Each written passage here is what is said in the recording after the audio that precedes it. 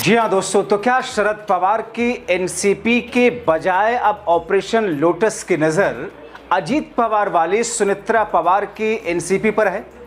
आखिर सुनेत्रा पवार की एनसीपी के दूसरे गुट के दो बड़े नेता जो पार्टी पर कब्जे की कोशिश में लगे हुए हैं, उनसे बीजेपी के एक बड़े नेता और महाराष्ट्र के मुख्यमंत्री देवेंद्र फडणवीस के साथ मुलाकात के मायने क्या हैं?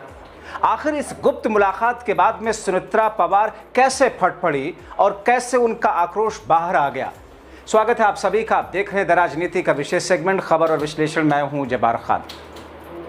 दोस्तों, एनसीपी के दो बड़े नेता जो पहले से अजीत पवार के देहांत के बाद से पार्टी पर कब्जा की ताक में थे, वो अचानक रात के अंधेरे में बीजेपी के बड़े नेता और साथ में महाराष्ट्र के मुख्यमंत्री देवेंद्र फडणवीस से एक बेहद गुप्त मीटिंग करते हैं, जिसकी जानकारी पार्टी मुखिया अजीत पवार की पत्नी सुनेत्रा पवार को जैसे ही होती है, वो आग बबूला हो जाती है।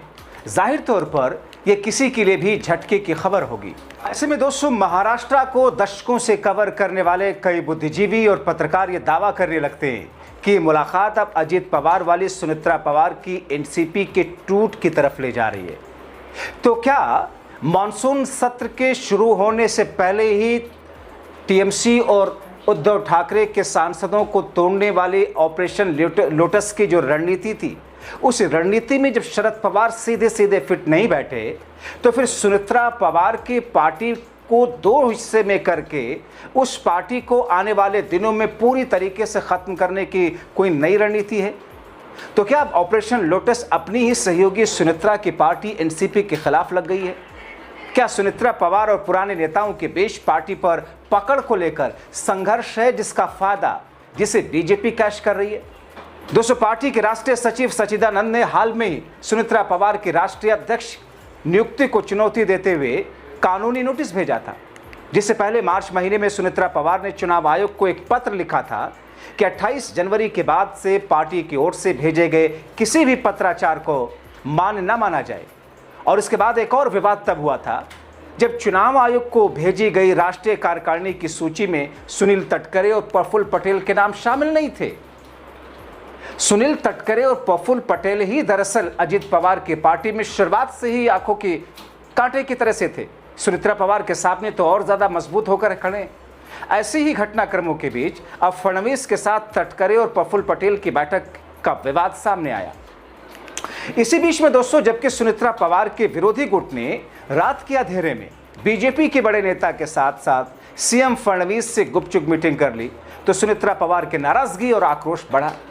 चौंकाने वाली खबर यह है कि एनसीपी के राष्ट्रीय अध्यक्ष और महाराष्ट्र के उप मुख्यमंत्री सुनेत्रा पवार ने प्रदेश अध्यक्ष सुनील तटकरे से भयंकर नाराज हैं और इसका सुनील तटकरे पर कोई असर नहीं पड़ रहा है। यह सबसे खास बात है। दरअसल दोस्तों, जो खेल है वो अंदर ही अंदर अब अजीत पवार की एनसीपी को तोड़ने के लिए पूरी बिसात बिछाई गई और उस बिसात में सुनेत्रा पवार के मुकाबिल बड़े नेताओं को शामिल किया गया। तभी सुनील तटकरे और भाजपा के बड़े नेता और सीएम फडणवीस के बीच गुप्त बैठक और मुलाकात की भनक अजीत पवार की पत्नी और पार्टी मुखिया सुनेत्रा पवार को नहीं दी गई। दोस्तों, द इंडियन एक्सप्रेस के मुताबिक फडणवीस और तटकरे की मुलाकात की खबर के बाद सुबह सुनेत्रा पवार और सुनील तटकरे की बैठक हुई थी। इसी दौरान सुनेत्रा पवार ने यह पूछ लिया कि मुख्यमंत्री से होने वाली इतनी अहम मुलाकात की जानकारी उन्हें पहले क्यों नहीं दी गई। बताया जा रहा है कि सुनेत्रा पवार ने कह दिया कि पार्टी के शीर्ष नेता मुख्यमंत्री से मिलने जा रहे थे, राष्ट्रीय अध्यक्ष होने के नाते उन्हें पहले बताया जाना चाहिए था। इस पर तटकरे ने जवाब दिया कि उन्हें जानकारी मिली थी कि शरद पवार खेमे की एनसीपी परिसीमन बिल पर एनडीए का समर्थन कर सकती है, इसीलिए किसी भी तरह की गलतफहमी से बचने के लिए उन्होंने और प्रफुल्ल पटेल ने मुख्यमंत्री से मुलाकात की। गजब स्थिति है दोस्तों, यानी कि एक दूसरे की आंख में धूल झोंकने वाली तरकीब चलाई जा रही है। लेकिन सुनेत्रा पवार ने सवाल उठाया कि इस फैसले में उन्हें विश्वास में क्यों नहीं लिया गया। दोस्तों, अगर पार्टी की मुखिया ही, किसी संगठन के मुखिया ही इस तरीके से अगर अविश्वास प्रकट करने लग जाएं, इस तरीके से सवाल उठाएं, तो फिर समझा जा सकता है कि सिर्फ विश्वास की कमी नहीं, भरोसे की कमी नहीं, बल्कि बहुत कुछ ऐसा चल रहा है जो कि उस पार्टी, उस संगठन के लिए बेहद ही नकारात्मक है और नुकसान पहुंचाने वाला। अभी दोस्तों, कुछ महीने पहले अजीत पवार के निधन के बाद पार्टी के भीतर काफ़ी कुछ चल रहा है। कहा जा रहा है कि पार्टी में अलग अलग दो अलग अलग धड़े हैं। सूत्र से कहा जा रहा है कि एक धड़ा सुनेत्रा पवार और उनके परिवार के साथ खड़ा है, जबकि दूसरा धड़ा लंबे समय से पार्टी चला रहे वरिष्ठ नेताओं के साथ है। अब बताया जाता है कि सुनेत्रा पवार के बड़े बेटे पार्थ पवार संगठन में अधिक सक्रिय भूमिका निभा रहे हैं। ऐसी भी चर्चाएं हैं कि भविष्य में प्रदेश अध्यक्ष पद पर बदलाव हो सकता है और उत्तर महाराष्ट्र के किसी विधायक को ये जिम्मेदारी दी जा सकती है। हालांकि दोस्तों, इस बीच में तटकरे ने साफ कहा कि वह प्रदेश अध्यक्ष बने रहेंगे, यानी कि सिर्फ एक स्तर पर ही यहां पर रार नहीं है, कई स्तर पर है। प्रदेश अध्यक्ष, ये बात भी छोड़ दीजिए, पार्टी को चलाने के लिए जो धड़ा है वो अलग अलग तरह के अलग अलग राय रखता है, उसको भी छोड़ दीजिए। और अब हालात यहाँ हैं कि बीजेपी के बड़े नेता के साथ मुलाकात, बीजेपी के नेता और महाराष्ट्र के मुख्यमंत्री के साथ में मुलाकात, और उस मुलाकात पर पार्टी के मुखिया को कोई जानकारी ना दी जाए। दोस्तों, आपने देखा कि अजीत पवार के निधन के बाद एनसीपी में लगातार विवाद सामने आते रहे। 2026 में सुनेत्रा पवार ने चुनाव आयोग को एक पत्र लिखकर कह दिया था कि 28 जनवरी के बाद से पार्टी की ओर से भेजे गए किसी भी पत्राचार को मान्य न माना जाए। यानी कि दोस्तों, सुनेत्रा पवार को इस बात की जानकारी दी गई थी कि पार्टी के भीतर कुछ ऐसा चल रहा है, अगर सही वक्त पर उसे ठीक नहीं किया गया तो पहले जो हर्ष शरद पवार की पार्टी का हुआ था या उद्धव ठाकरे की पार्टी का हुआ था, वही हश्र होने जा रहा है। तो चुनाव आयोग के भेजी गई राष्ट्रीय कार्यकारिणी की सूची में भी सुनील तटकरे और प्रफुल्ल पटेल के नाम को हटा दिया गया था। और बाद में दोस्तों, जब इस पर विवाद हुआ तो उसे क्लर्कियल मिस्टेक बताया गया, लेकिन विपक्षी नेताओं ने इसे वरिष्ठ नेताओं को किनारे लगाने की कोशिश बताया। हाल में प्रफुल्ल पटेल ने भी पार्टी के कामकाज में सुधार की जरूरत बताई थी, जिससे अंदरूनी असंतोष की चर्चाएं बढ़ी थी।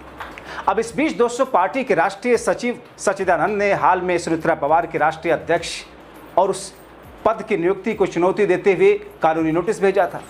इस नोटिस में उनकी नियुक्ति को अवैध बताया गया। हालांकि पवार परिवार के करीबी सूत्र का कहना है कि पार्टी इस नोटिस का जवाब नहीं देगी।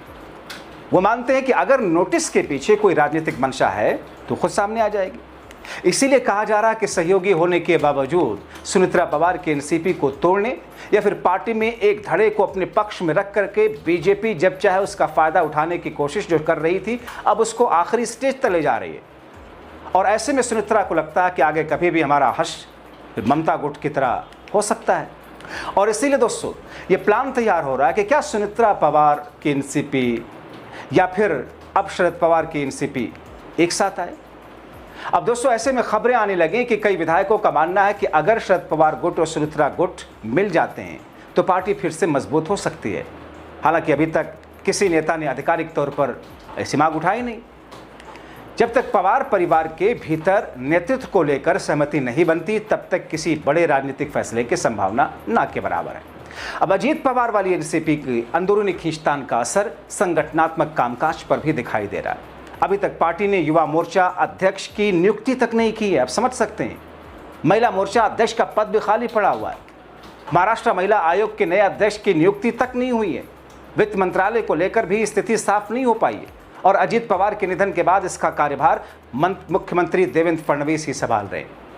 तो फिर दोस्तों, ये जो स्थिति नई तरीके से उत्पन्न हुई और इसमें एक जो नई चिंगारी सी दिख रही है, जिसमें रात के अंधेरे में सुनेत्रा पवार को उनकी जानकारी में लाए बगैर उन्हीं के पार्टी के उस धड़े के लोग जो सुनेत्रा पवार के अगेंस्ट खड़े हुए दिखाई दे रहे हैं, अगर वो गुपचुप मीटिंग बीजेपी के बड़े नेता से कर रहे हैं, तो फिर क्या इसके वाकई कोई मायने हैं या फिर वही जो सुनील तटकरे और प्रफुल्ल पटेल बताने की कोशिश कर रहे हैं? मगर ये क्या सुनेत्रा पवार को डाइजेस्ट होगा? इन तमाम स्थितियों और परिस्थितियों के बीच में दोस्तों, ऑपरेशन लोटस को लेकर के जो बातें कही जा रही है, या फिर वाकई यही सच है? आखिर चल क्या रहा है? क्योंकि इस वक्त एक तरफ भारतीय जनता पार्टी की केंद्र की मोदी सरकार हो या फिर राज्यों की एनडीए सरकार अलग अलग तरह से घिरी हुई दिखाई दे रही है। तो फिर अगर कुछ भी हो जाए, उससे इनकार नहीं किया जा सकता। तो बस इंतजार कीजिए कि 20 तारीख तक स्थिति साफ क्या होती है। आप क्या सोचते हैं? अपनी राय कमेंट बॉक्स में जरूर लिखें।